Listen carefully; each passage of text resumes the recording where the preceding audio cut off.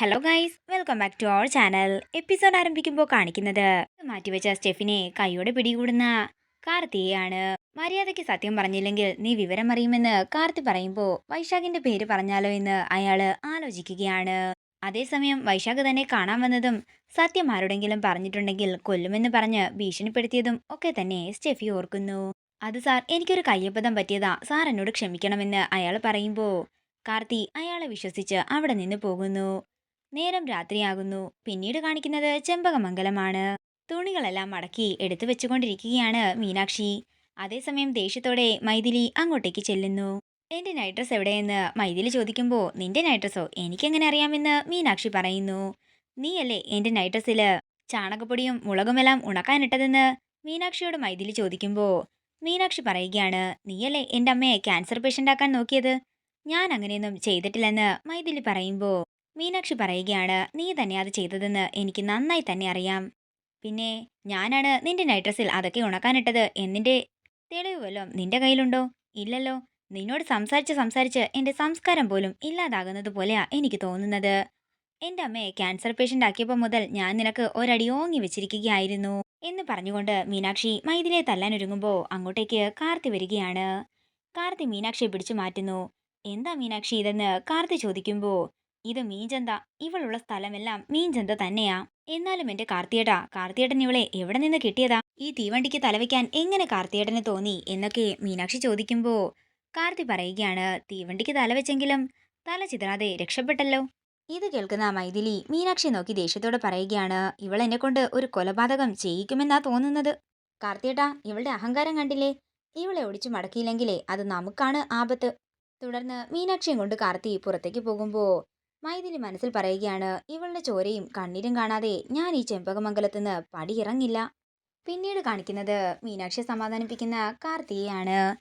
എനിക്കൊരു സമാധാനവുമില്ല കാർത്തിയേട്ടാ. അവൾ ഈ വീട്ടിലുള്ളിടത്തോളം കാലം അടുത്തത് ആർക്ക് എന്ത് സംഭവിക്കും എന്നുള്ള പേടിയില്ല ഞാൻ ഇവിടെ കഴിയുന്നത്. നമ്മുടെ കുഞ്ഞിനെ ഓർത്തിട്ട് മാത്രമാ മീനാക്ഷി, ഇല്ലെങ്കിൽ ഇങ്ങനെ ആവില്ല എന്റെ റിയാക്ഷൻ. എനിക്ക് പേടിയാ കാർത്തിയേട്ടാ, നമ്മളെ തമ്മിൽ അകറ്റാനായി എന്ത് നെറുകെട്ട കളി വേണമെങ്കിലും അവൾ കളിക്കുമെന്ന് മീനാക്ഷി പറയുമ്പോൾ കാർത്തി പറയുകയാണ്, ആരൊക്കെ എന്തൊക്കെ നെറുകെട്ട കളി കളിച്ചാലും ഞാൻ എന്നും നിന്റെ ഒപ്പം തന്നെ ഉണ്ടാകും മീനാക്ഷി.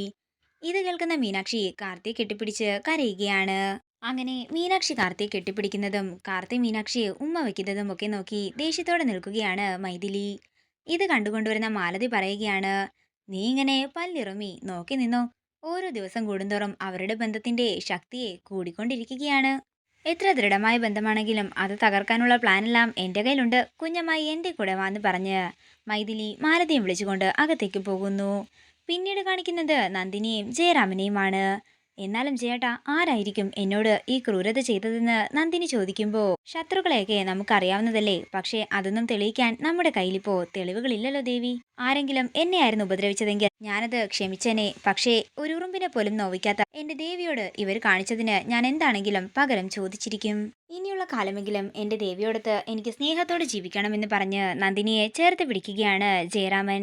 നേരം പുലർച്ചെയാകുന്നു. പിന്നീട് കാണിക്കുന്നത് കാർത്തിയാണ്. മീനാക്ഷി ഇത്ര നേരമായിട്ടും മുറിയിലേക്ക് കണ്ടില്ലല്ലോ എന്ന് കാർത്തി മനസ്സിൽ പറയുമ്പോ ചായയുമായിട്ട് മീനാക്ഷി അങ്ങോട്ടേക്ക് ചെല്ലുകയാണ്.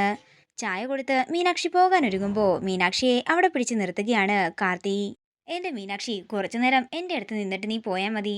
രാത്രിയോ എന്റെ കൂടെ ഒരു പിശാചാണ് കിടക്കുന്നത് എന്ന് പറഞ്ഞുകൊണ്ട് മീനാക്ഷിയെ ചേർത്ത് പിടിക്കുകയാണ് കാർത്തി. പിന്നീട് കാണിക്കുന്നത് ആരോടോ ഫോണിൽ സംസാരിച്ചു കൊണ്ടിരിക്കുന്ന ജയറാമിനെയാണ്. അതേസമയം മായമ്മ ജയറാമിന്റെ അടുത്തേക്ക് ചെല്ലുകയും ബാക്കി പൈസ കൊടുക്കുകയും ചെയ്യുന്നു. അതൊന്നും വേണ്ട, ഇപ്പോ മായമ്മ അത് കയ്യിൽ തന്നെ വെച്ചാൽ മതിയെന്നൊക്കെ ജയറാമൻ പറയുമ്പോ ഇതൊക്കെ കണ്ട് സംശയത്തോടെ നിൽക്കുകയാണ് കാർത്തി. കഴിഞ്ഞ ദിവസവും ഇതേപോലൊരു സിറ്റുവേഷനിലാണല്ലോ ഞാനിവരെ കണ്ടത്, ഇവർ തമ്മിൽ എന്താണെന്ന് കാർത്തി മനസ്സിൽ പറയുന്നു. തുടർന്ന് കാർത്തി അവരുടെ അടുത്തേക്ക് ചെല്ലുകയാണ്. എന്താ അമ്മാവ, എന്താ നിങ്ങൾ പറയുന്നതെന്ന് കാർത്തി ചോദിക്കുമ്പോ ഒന്നുമില്ല, ഞാൻ വെറുതെ സംസാരിച്ചതാന്ന് പറഞ്ഞ് ജയറാമൻ അകത്തേക്ക് പോകുന്നു. ഇത് കാണുന്ന കാർത്തി പറയുകയാണ്, അമ്മാവൻ എന്നിൽ നിന്നും എന്തോ മറയ്ക്കുന്നത് പോലെയാ എനിക്ക് തോന്നുന്നത്. ഇതോടുകൂടി ഇന്നത്തെ എപ്പിസോഡ് ഇവിടെ തീരുകയാണ്. വീഡിയോ ഇഷ്ടമായെങ്കിൽ മറക്കാതെ ലൈക്ക് ചെയ്യുക, ഷെയർ ചെയ്യുക, കമന്റ് ചെയ്യുക. കൂടുതൽ സീരിയൽ അപ്ഡേറ്റ്സിനായി മറക്കാതെ സബ്സ്ക്രൈബ് ചെയ്യുക.